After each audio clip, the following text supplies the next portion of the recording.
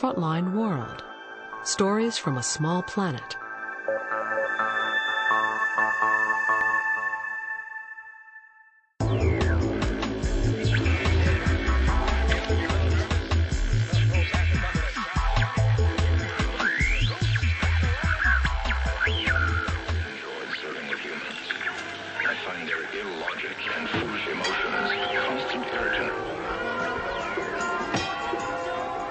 Bhutan is a Himalayan kingdom tucked between China and India.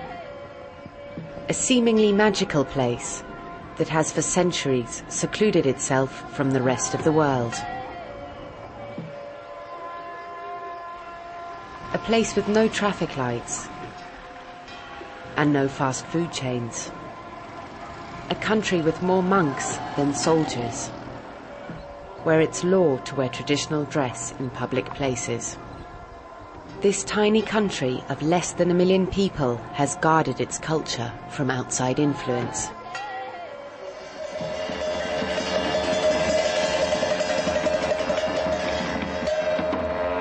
People who come here to Bhutan, they all fall in love with Bhutan. Why? Because we have a beautiful country, we have a rich tradition, rich culture, unspoiled. People who travel to Bhutan cannot believe that there is a country still left in the world which is almost untouched. And time and again, they've always told me, they said, don't bring television into the country. Oh, cable is thin. But in June 1999, Bhutan did bring television into the country. After years of cultural protectionism, TV was legalized by royal decree. The last place on earth to hook up to the box. We found the man who the Bhutanese call the cable guy, Rinzi Dorji. Just a few years ago, he hardly knew how a television worked. I thought, how is it possible that pictures were just coming out there without any tape being played there? Then, of course, I tried to find out how it was coming and this, that. Then I said, it is a wonderful technology that broadcasting from somewhere else and that everybody could see on the television set. We are tuning the TV. It's fine. You don't want to accept that.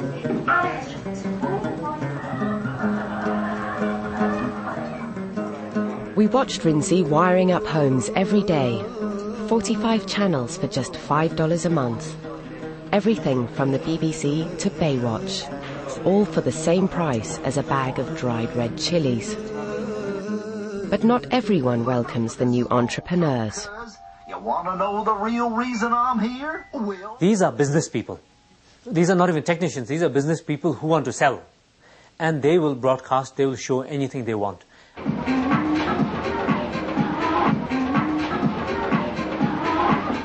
There are good things as well as bad things. But as a cable operator, I can't selectively give programs because the demand is such that some parents would like to have some programs which are not good for others.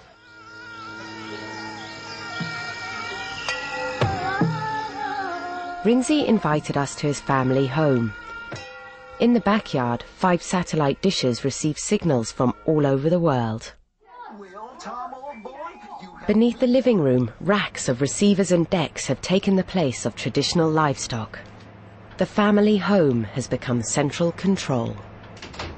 This setting that we have at the moment is good for 33 channels. Once we go on expanding, then we would require more space and more equipments and more racks. But Rinzi's mother-in-law was skeptical. Tajato tu mongovesilam te matelen semmindu imo. Ni habibune problem tan kai ni tsukemi. Tane tan otombe no tomme.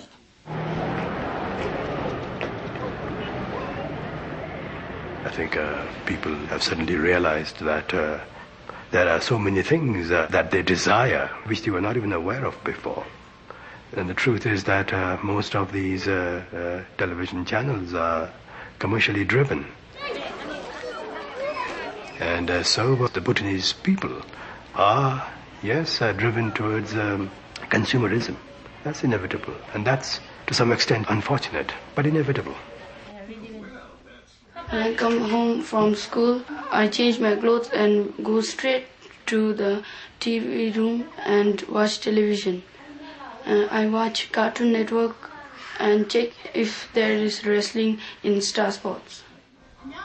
When it's my exam time, I could not study because of thinking about the cartoon characters and the superstars of the wrestling.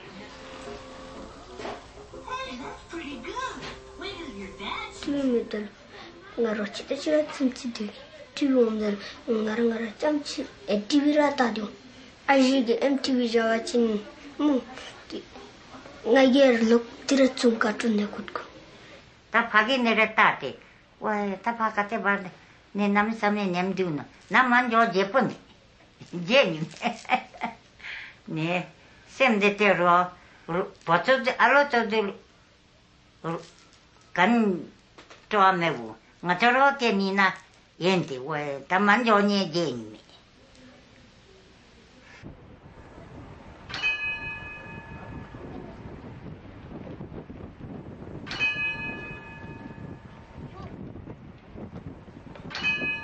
Television introduced only last year. Everybody, one thing is curious to see what is happening. They have never seen Special Monk, and they have never seen the television in their life. So they're curious, very much curious to know what is that. I noticed that last week when I was with my brother and watching television, so sometimes I forget my prayer things so sometimes it's disturbing these kinds of TV. So I thought maybe better not to have myself.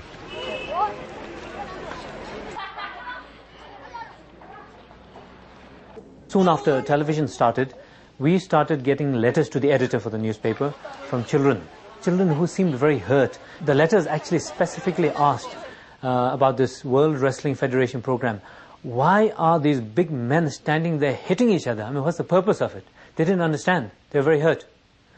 Now, a few months later, one morning, a personal example, one of my sons, 7 years old, jumped on me early in the morning on the bed, and he says, "Hey, I'm Triple H, you can be Rock," and we're fighting.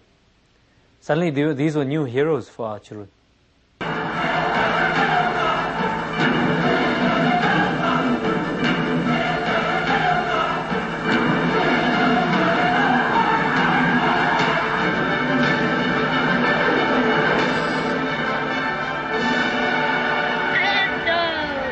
Championship.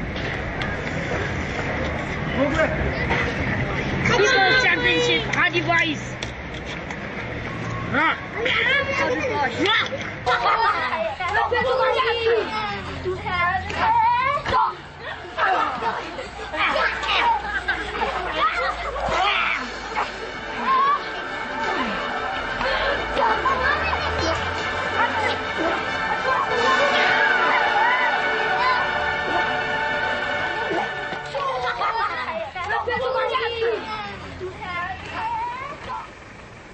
The government has requested the cable operators that they should, to the extent possible, exercise discretion on their part.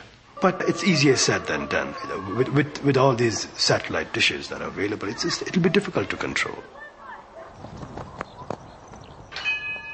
And so the light of 45 channels flickers, and the Bhutanese tune in to the rest of the world.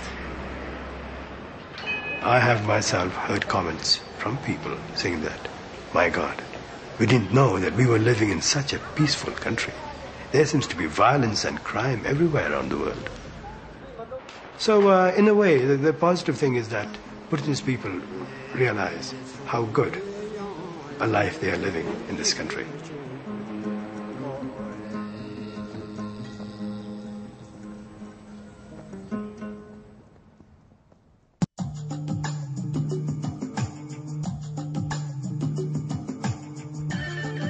There's more of the world to explore on our website. Discuss the world and tell us what you think of our stories from a small planet at pbs.org.